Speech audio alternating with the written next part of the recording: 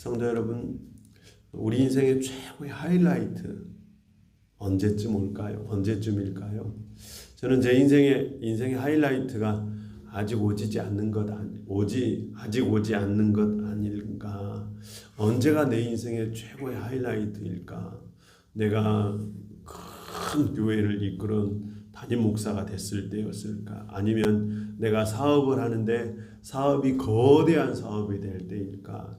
아니면 내가 그토록 소망하던 큰 집을 사서 그 큰 집에 거할 때가 내 인생의 하이라이트일까? 아니면 내가 그토록 꿈꾸고 소망하던 예를 들어서 어떤 집 위에 올랐을 때, 예를 들어서 내가 우리 회사에서 회장 CEO가 되고 싶었는데 드디어 CEO가 되었다. 아니면 공무원들 같으면 내가 1급 공무원이 되고 싶었는데 드디어 차관급이 되었다나 아니면 장관으로 임명되었을 때 내 인생의 진짜 하이라이트가 아닌가 그렇게 생각할 수 있을 것입니다. 성도 여러분, 예수 믿는 사람에게 인생의 최고의 하이라이트는 무엇일까요? 어느 지점이 최고의 하이라이트일까요?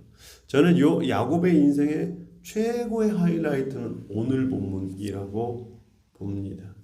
왜 야곱의 인생의 오늘 본문이 야곱의 인생의 최고의 하이라이트일까? 가족 대표들과 야곱이 바로를 알려합니다.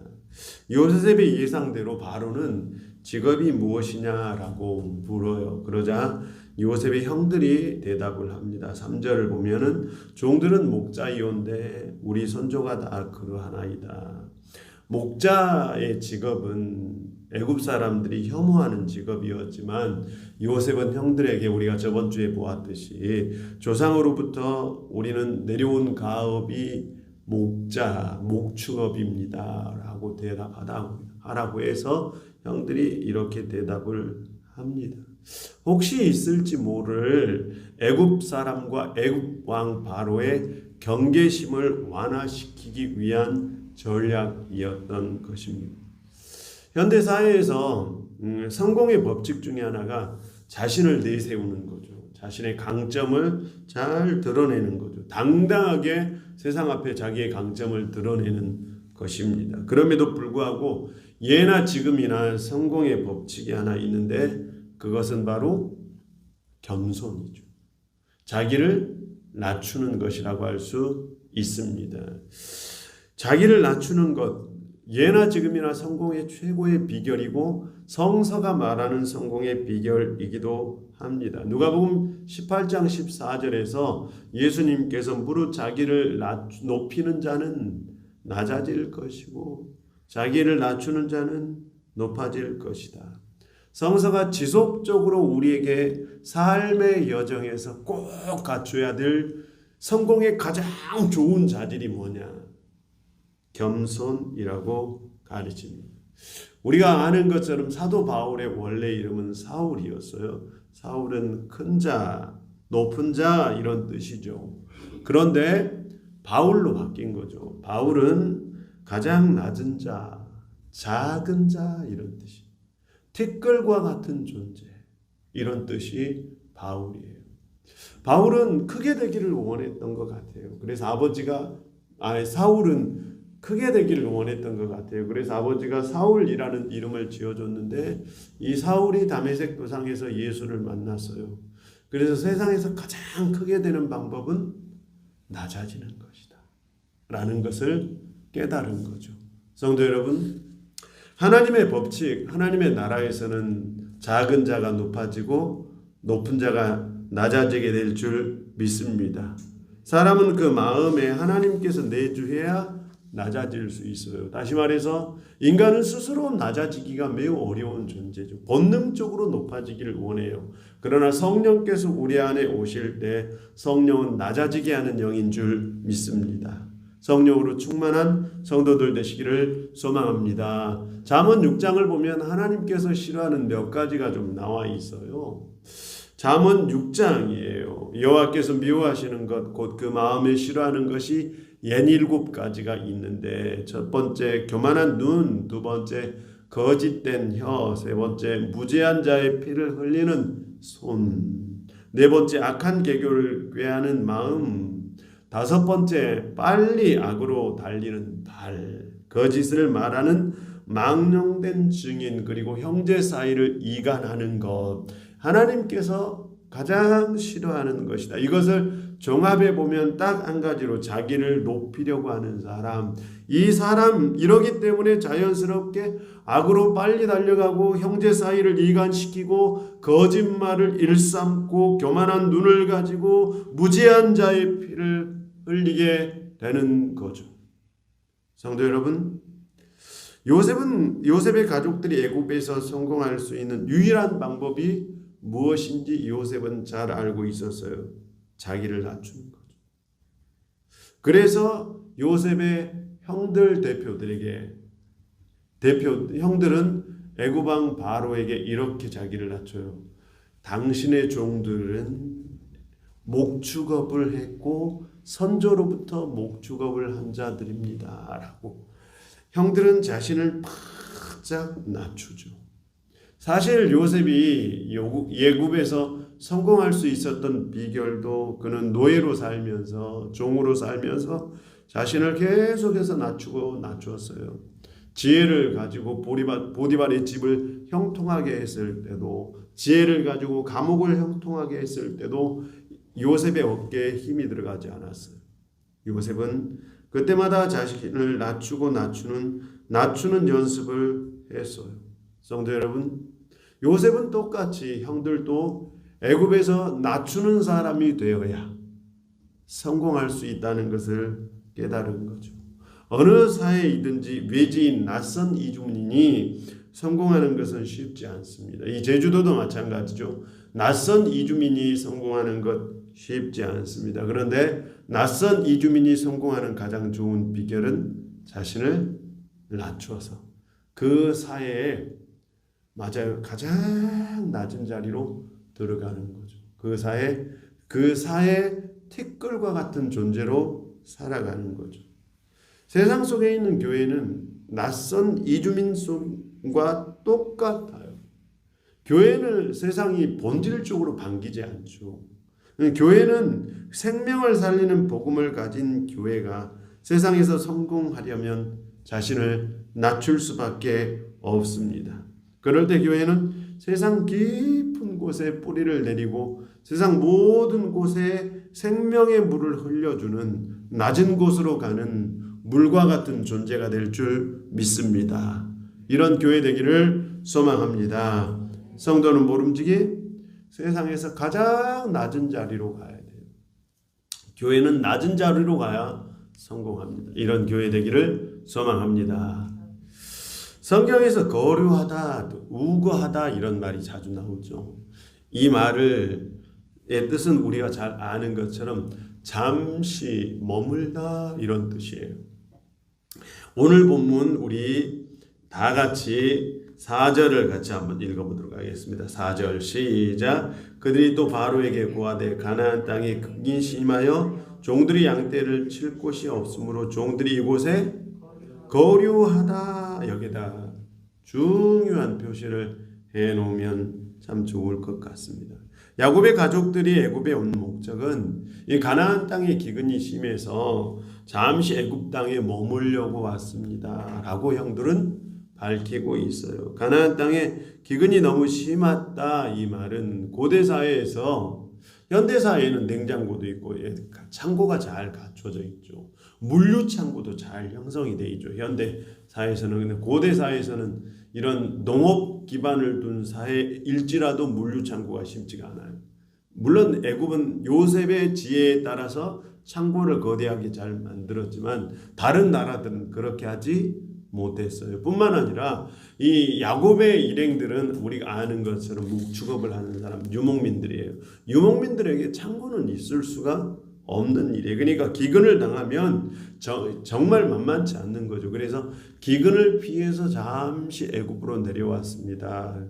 성경을 보면 아브라함도 기근을 피해서 잠시 애굽으로 내려간 적이 있고요. 그러니까 가나안 땅에 사는 사람들이 전통적으로 기근이 일어나면 나일강 삼각주는 우리가 아는 것처럼 아주 풍요로운 곳이니까 나일강 삼각주는 기근의 영향을 잘 받지 않아요. 그래서 전통적으로 이 팔레스타인에 사는 사람들이 기근이 일어나면 항상 내려왔어요. 예, 그냥 그런 식으로 우리가 잠시 거류하러 내려왔습니다. 기근을 피해서 애굽에 내려온 거예요. 성도 여러분, 여기서 꼭 기억할 것이 하나 있습니다. 우리의 인생의 계획을 우리가 스스로 결정하죠. 내가 오늘 이거 해야지, 내일 이거 해야지 결정하죠. 그러나 그 결과는 하나님께서 이끄실 줄 믿습니다. 믿는 성도들 되시기를 소망합니다. 결과는 나도 모른다 이런 뜻이에요. 형들은 잠시 머물다 갈 것으로 생각했어요. 그런데 우리가 아는 것처럼 몇 년을 머물게 돼요? 400년을 머물게 돼요. 형들은 아마 400년 머물 것 생각하지 못하고 내려왔을 것입니다. 누구도 예상치 못한 일이었어요. 바로 앞에서 우리가 잠시 거류하러 왔습니다. 잠시 머물러 왔습니다. 라고 했던 형들은 400년이나 거하게 될 줄 전혀 예상하지 못했을 거예요. 성도 여러분, 그런데 말입니다. 400년을 살아도 애굽 땅은 이스라엘 백성들에게 잠시 머물다 갈 땅이에요. 영원한 정착지는 아닙니다. 이스라엘 백성들에게 영원한 정착지는 약속의 땅, 가나안 땅, 언약의 땅이 영원한 정착지입니다. 우리에게도 마찬가지죠. 이 땅에서 우리가 영원히 오래 살 것 같지만 이곳에 우리는 잠시 머물다 갈 뿐입니다. 아무리 오래 살지라도 머물다 갈 인생임을 기억하고 오늘 이 땅에서 살아가는 성도 되시기를 소망합니다. 그래서 히브리 말로 거류하다를 옆에다 한번 써보세요. 구루 이렇게 써보세요. 좋습니다. 구루라는 단어. 오늘 이 얘기를 중심으로 말씀을 전할 거예요. 구루라는 말이죠. 머물다 간다 이런 뜻이죠. 제가 예를 들어서 제주에 사는데 육지에 이제 몸 치료차 아니면 급한 볼 일이 있어서 육지에 갔어요. 육지에 갔는데 육지에 갔을 때 친척집이 있으면 좋아요, 없으면 좋아요? 있으면 좋아요, 없으면 좋아요? 있으면. 근데 제가 저희 교회 성도님 중에 한 분이 예를 들어서 육체가 좀 아파서 서울의 삼성병원에 가야 돼요. 그런데 치료하려고 삼성병원에 가면 삼성병원에 잠시 입원할 수 있는 것도 아니고 왔다 갔다 해야 되는데 그러면 호텔에 머물 수도 없고 참 힘들죠. 그래서 친척집이 있다는 건 좋아요, 안 좋아요? 잠시 머물다 가기 위해서는 옛날에는 친척집이 있다는 게 참 좋아요. 우리가 낯선 곳 어느 장소에 우리가 무엇을 하러 갔을 때 친척이 혈족이 있다는 것은 참 좋아요. 지금 오늘날도 그런데 하물며 옛날은 치안이 잘 확립되지 않는 시대 아닙니까? 이런 시대에 제가 낯선 곳에 올라갔어요. 근데 거기에 친척집이 없어요. 힘들까요? 굉장히 어렵겠죠. 상황 자체가. 이스라엘 백성들이 나그네로 살다, 나그네는 원래 그런 거예요. 의지할 곳이 없어요. 한마디로 도움을 받을 수 없는 상태. 혈족이 없으면 생명의 안전조차 보장받을 수 없는 상황. 그래서 나그네들은 자신의 운명을 자기가 머무르는 지역 사람들의 손에 호의에 맡길 수밖에 없어요. 물론 지금 요셉이 총리로 있기는 하지만 결국 애굽 왕 바로의 호의에 이 야곱의 가문이 자신들의 운명을 맡길 수밖에 없다. 이런 뜻이 숨겨져 있는 거죠. 구루 인생은 그렇다는. 구루 인생이란 남의 손에 맡겨질 수밖에 없는 인생 이런 뜻이에요. 어떤 인생이라고요? 남의 손에 맡겨질 수밖에 없는 인생. 그러니까 내 인생은 내 마음대로 할 수 없는 인생을 구루 인생이라고 뜻해요. 내 인생 내 맘대로 할 수 없다. 구루 인생 꼭 기억하시길 바랍니다. 그런데 창세기 15장 13절 우리 한번 같이 가보도록 하겠습니다. 창세기 15장 13절.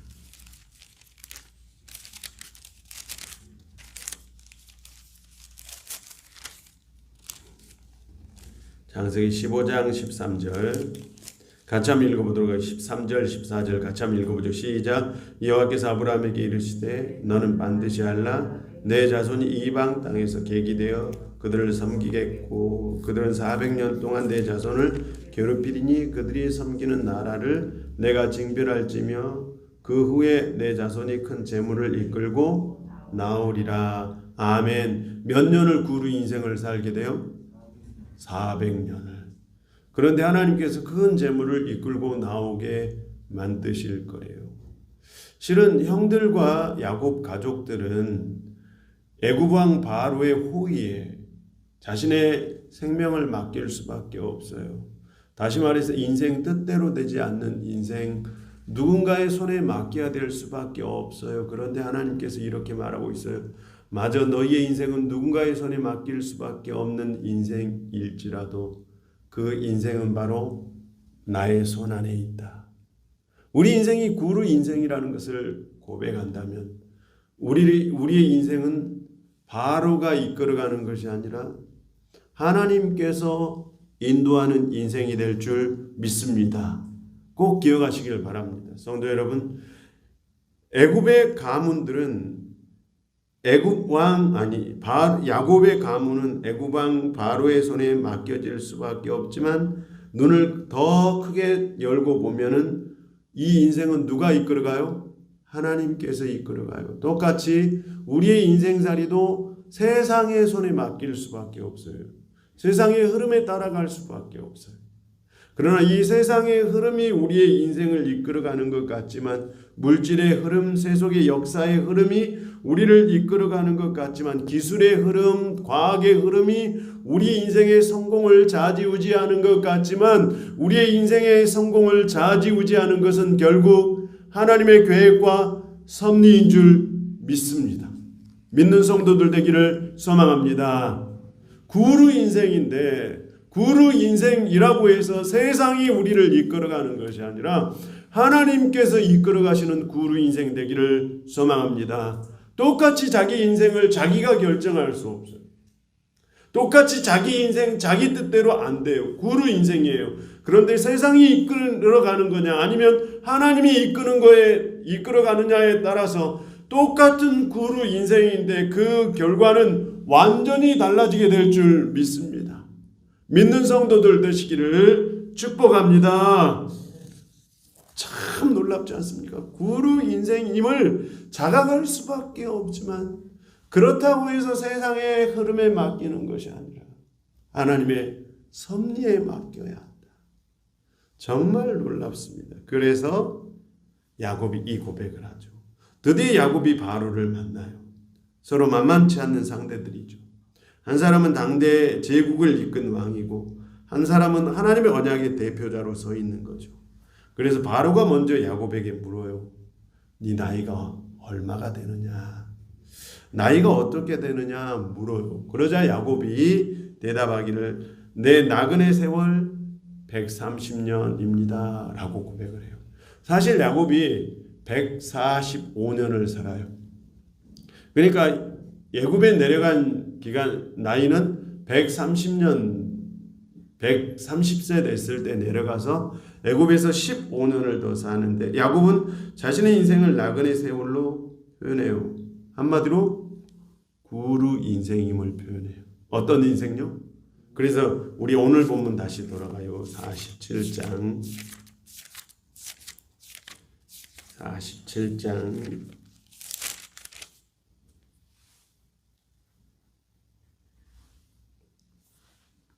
9절을 우리 같이 한번 읽어보도록 하겠습니다. 시작. 야곱이 바로에게 아뢰되 내 나그네 길의 세월이 130년이니이다. 여기까지 나그네 길 옆에다가 구루 인생 이렇게 딱 써놓으면 매우 좋겠죠. 구루 인생.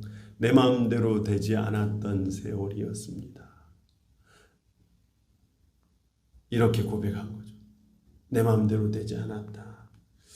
사실 야곱은 인생의 말년에 인생의 커다란 전환, 인생관의 커다란 전환점이 와요. 과거의 야곱은 살아남기 위해 수단 방법을 가리지 않는 사람, 인생의 주인이 자기 자신이었어요. 우리가 잘 알잖아요. 형의 허점을 이용해서 장자의 명분을 빼앗았고요. 눈먼 아버지를 속여서 상속권을 가로챘고요.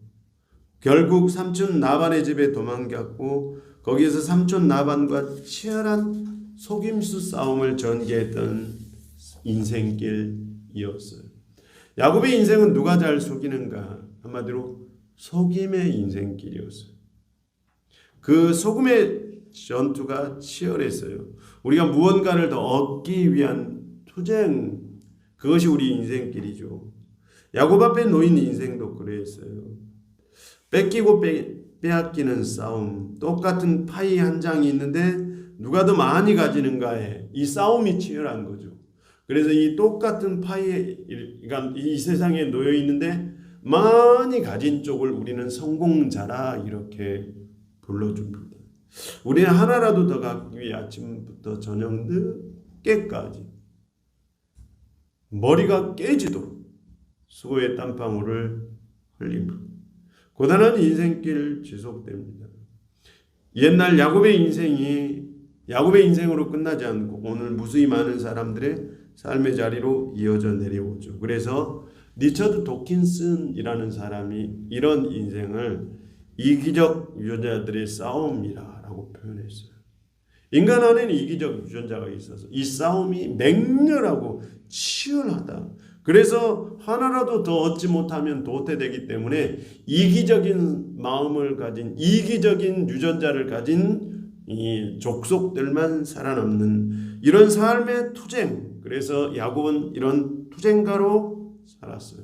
그리고 이 투쟁을 통해서 어느 정도 성취를 했어요. 맨몸으로 삼촌 나반의 집에 가서 시작해서 정말 딱 맨몸으로 시작했는데 4명의 아내와 13명의 자녀와 수많은 종들과 엄청난 많은 가축들을 거느린 20년 만에 말 그대로 대박 성공을 거두고 하나의 부족을 형성하고 그 부족의 족장이 되어서 자수성가의 표본이 되어서 맨몸으로 시작해서 오늘로 따지면 1조 원대 기업을 일군 사람들, 오늘 우리나라에도 이런 기업들이 좀 네이버랄지 NC랄지 카카오랄지 이런 기업들은 거의 다 이런 IT 기업들은 다 맨몸으로 이런 기업들이 배달 앱들 시작한 사람들도 대부분 맨몸으로 이루어서 몇 조 원대 기업을 일군 사람들,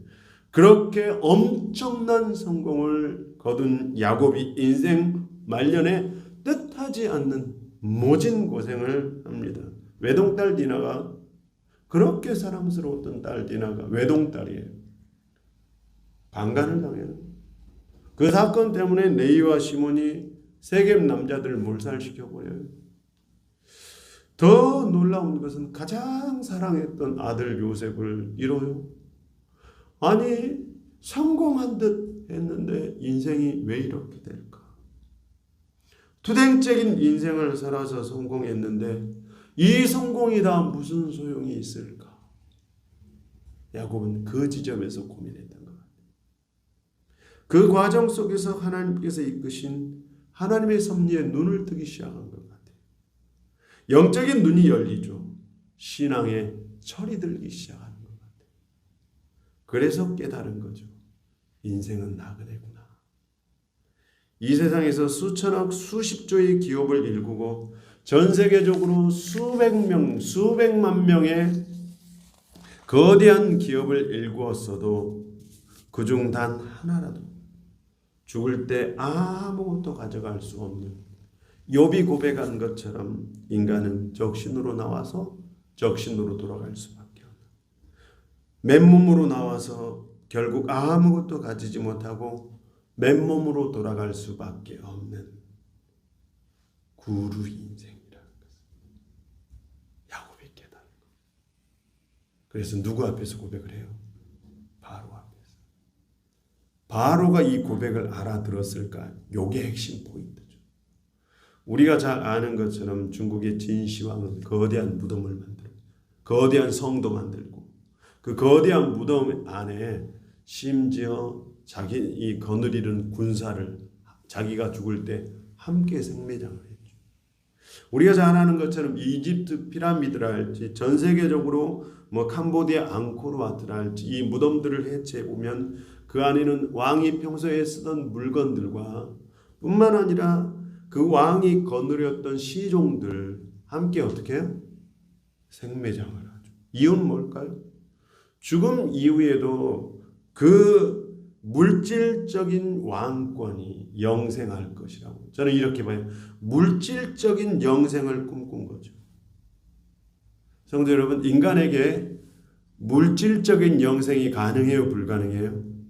불가능합니다. 인간은 맨몸으로 왔다가 아무리 많은 것을 일구었어도 물질은 단 하나라도 가져갈 수, 이 컵 하나도, 종이컵 하나, 불과 몇십 원 하는 이 종이컵 하나 제가 죽을 때 가져갈 수 없어요. 거대한 피라미드를 만들 이 애굽왕 바로 앞에 야곱이 고백한 거예요. 우리의 인생은 구루 인생입니다.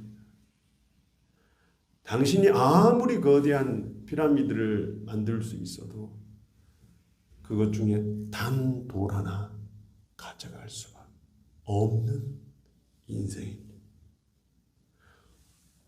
왕일지라도 신하일지라도 종일지라도 인간은 모두 죽음 앞에 평등합니다. 지혜자도 지혜 없는 사람도, 돈이 많은 사람도, 돈이 없는 사람도, 권력을 가진 사람도, 가지지 못한 사람도, 주인도 종도 모두 죽음 앞에 평등합니다. 죽음이 인간을 가장 겸손하게 합니다. 죽음을 알게 되면 정말 놀라운 사실이 하나 있어요. 성경은 우리에게 죽음에 대해서 지속적으로 대비하라고 강조합니다. 죽음을 알면 오히려 우리는 놀랍게도 물질로부터 자유를 얻어요. 죽음이 인간에게 주는 유익이죠. 죽음은 물질적인 속박에서 우리를 해방시켜요. 성공해야 된다는 이 강박감에서 우리를 해방시켜요. 그래서 복음의 눈으로 죽음을 이해하면 죽음은 인간에게 주신 최고의 선물이에요. 그래서 야곱은 애굽왕 바로 앞에서 우리 인생은 구루 인생입니다. 죽을 때 아무것도 가져갈 수 없는 모든 인간은 죽음 앞에서 평등합니다. 라고 고백한 거죠. 당신도 그럴 수 있었으면 좋겠습니다. 놀랍지 않습니까? 이 고백을 할 수 있는 사람이 인생의 최고의 하이라이트에 선 사람인 줄 믿습니다. 이런 사람 되기를 축복합니다. 정말 놀랍지 않습니까? 거대한 피라미드를 지어서 물질적인 영생을 꿈꾸는 바로왕 앞에서 진짜 인생이 무엇인지를 딱 한마디로 요약했어요. 구루 인생. 성도 여러분, 저는 이런 구루 인생의 시각으로 보면 우리 인생은 모든 것은 뭐예요? 선물이에요. 선물이에요. 하나님께서 나에게 잘 살라고 주신 선물이에요. 최선을 다해서 성실하게 살라고 주신 선물인 줄 믿습니다. 세상에 대한 욕심을 내려놓고 우리 인생이 선물임을 자각하며 복되고 아름다운 인생을 살기를 소망합니다. 요한 1서 2장 15절에 이 세상이나 세상에 있는 것들을 사랑치 말라. 누구든지 세상을 사랑하면 아버지의 사랑이 그 속에 있지 아니하니라. 이렇게 말씀하고 있습니다. 이런 인생을 사는 성도 되시기를 소망합니다. 그런 우리말에 이런 말이 있잖아요. 국뽕에 취하다. 무슨 뜻이냐면 대한민국이 막 너무 자랑스러울 때가 있잖아요. 성도 여러분, 구루 인생임에도 불구하고 저는 세상은 최선을 다해서 살아야 된다고 봐요. 야곱의 인생에 또 하나의 소식어가 있다면 성실이라고 저는 결론을 내리고 싶어요. 그는 험악한 세월을 살았어요. 무엇인가 하나라도 얻기 위해 발버둥치며 살았어요. 그러나 그의 뜻대로 된 것이 없고 모든 것이 구루 인생임을 마지막에 깨달았어요. 그럼에도 불구하고 야곱의 인생이 성경에 기록된 이유는 무엇일까? 야곱의 인생이 말 그대로 성실의 아이콘이었기 때문이에요. 그래서 야곱하면 구루 인생 플러스 성실 인생 이렇게 좀 결합시키면 좋을 것 같아요. 성실한 사람이 하나님의 도구로 사용돼요. 오늘 본문 10절을 우리 다 같이 한번 읽어보도록 하겠습니다. 10절 시작. 야곱이 바로에게 축복하고 그 앞에서 야곱이 누구에게 축복했어요? 저 이 부분을 정말 중요하게 여겼으면 좋겠어요. 그냥 야곱이 처음 우리 다시 한번 7절 가보도록 하겠습니다. 시작. 요셉이 아버지 야곱을 인도하여 바로 앞에 서게 하며 야곱이 바로에게 뭘 했어요? 여기에서 축복은 축복의 인사예요. 보통 사람이 처음 만나면 인사해요. 당신을 축복합니다. 그렇게 인사할 수 있어요, 없어요? 축복의 인사예요. 그런데 바로를 만나고 나올 때 축복은 축복의 인사가 아니라고 저는 봐요. 하나님께서 아브라함에게 주신 최고의 복은 세상 모든 민족이 너로 말미암아 축복을 받게 할 것이다. 창세기 12장 3절이죠. 또 하나님께서 교회에게 주신 최고의 축복은 교회가 천국의 열쇠를 갖는 거죠. 마태복음 16장 19절에 나와 있죠. 그래서 교회가 열면 열리고 교회가 닫으면 닫히고 하나님께서 우리 인생에게 주신 최고의 복은 세상이 우리의 축복의 강구 때문에 세상이 잘 되는 거예요. 한마디로 우리가 축복의 도구인 거죠.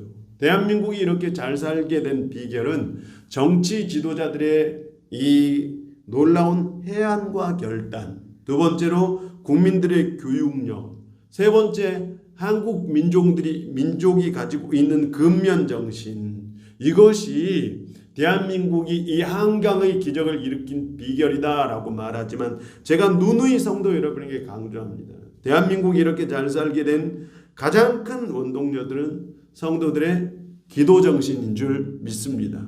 새벽마다 새벽 제단을 쌓아서 나라의 부강함을 위해서 기도했던 거죠. 오늘도 성도들은 나라와 민족을 위해서 기도하고요. 열방을 위해서 기도하고 남북의 평화로운 통일을 위해서 기도하고 나라의 경제를 위해서 기도하고 코로나가 종식되기를 위해서도 기도합니다. 하나님께서 성실한 사람들에게 주신 최고의 무기는 기도의 무기예요. 성실한 사람들의 기도를 통해서 하나님께서 응답해 주시고 그 나라를 부강하게 하시고 그 부강함을 통해서 많은 사람들이 혜택을 입게 할 줄 믿습니다. 그러므로 성실한 사람들은 하나님께서 세상을 축복하기 위한 축복의 도구로 사용될 줄 믿습니다. 야곱이 바로를 위해 축복했듯이 오늘 우리는 우리가 머물고 있는 지역사회를 위해서 이 나라와 이 민족을 위해서 축복의 기도를 할 수 있는 축복의 도구들인 거죠. 그럴 때 하나님께서 이 대한민국을 세계 속에서 가장 강한 민족, 세상을 이롭게 하는 민족으로 사용하실 줄 믿습니다. 그래서 저는 민족주의자 또는 국뽕주의자 되는 것을 그렇게 바람직하지 않다고들 말하기는 하지만 저는 기도의 도구 또는 축복의 도구의 면에서 저는 민족주의자, 국뽕주의자가 됐으면 좋겠어요. 대한민국이 하나님께 들어서 쓰임받아서 그래서 하나님의 축복의 촛대가 대한민국에 있는 거죠. 대한민국 때문에 세계 많은 사람들이 복을 받았으면 좋겠습니다. 그런 면에서 기도의 최고봉에 이른 우리 민족, 하나님의 축복의 도구에 최고의 도구에 이르는 대한민국 되기를 소망합니다. 하나님께서 세상 많은 사람들을 사랑해요. 야곱도 사랑하고 애굽 왕 바로도 사랑해요. 그런데 왜 하나님께서는 야곱이 바로 왕을 축복하게 했을까요? 참 놀랍지 않습니까? 똑같은 사람인데 어떤 사람이 어떤 사람을 축복하게 만들죠. 오늘날 교회가 이 세상의 축복을 불러오는 도구가 되기를 소망해요. 대한민국이 온 세상을 이롭게 하는 도구가 되기를 소망해요.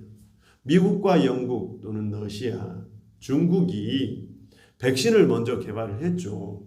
우리가 잘 아는 사실이죠. 그러나 생산기지는 대한민국이죠. 러시아 백신도 생산기지는 대한민국에 있고요. 영국 백신도 생산기지는 대한민국에 있고 미국 백신도 생산기지를 대한민국 삼고자 지금 하고 있지요.